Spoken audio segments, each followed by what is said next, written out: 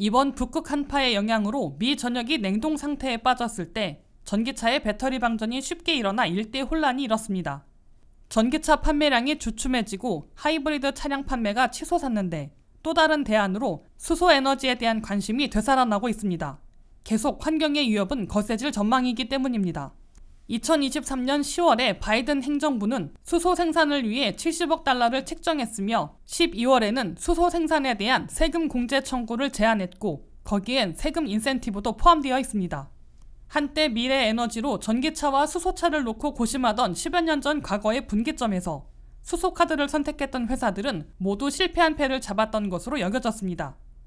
2018년부터 전기차 시장은 무섭게 속도를 내고 실적을 내왔지만 수소차 개발을 했던 부서는 통째로 날아가거나 후속 모델 개발 계획이 무산되는 등 자동차 시장은 전기차 일색으로 바뀌는 듯 했습니다.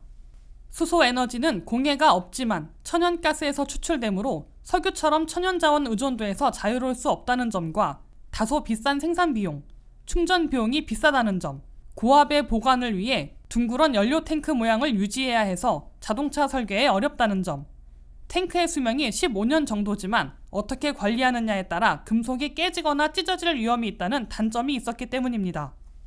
그러나 2024년까지 수소에너지는 다른 분야로 진화하며 발전해왔습니다. 수소 특유의 고열량 때문에 작은 자동차에서 수소에너지를 쓰는 것보다 덩치 큰 버스, 항공기, 철도, 해운 분야에서 사용하는 것이 더 유리하다는 겁니다. 매년 평균 13%씩 출원이 증가하고 있는 수소에너지 특허 건수는 일본과 유럽이 투탑을 달리고 있고 3위가 미국, 4위가 한국입니다. 지금 수소와 수소 차량에 쏠리는 관심도 일시적인 것일 수 있습니다. 하지만 에너지 의존의 다양화는 깨끗한 미래 지구를 위해 꼭 필요하다고 전문가는 밝혔습니다.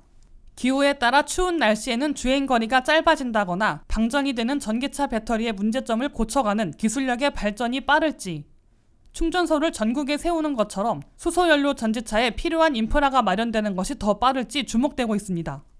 미국에서 2012년 이후 지금까지 1만 8천 대 정도가 팔린 수소 차량은 캘리포니아 주에만 수소연료 공급소 55개가 있기 때문에 캘리포니아에만 몰려 있습니다.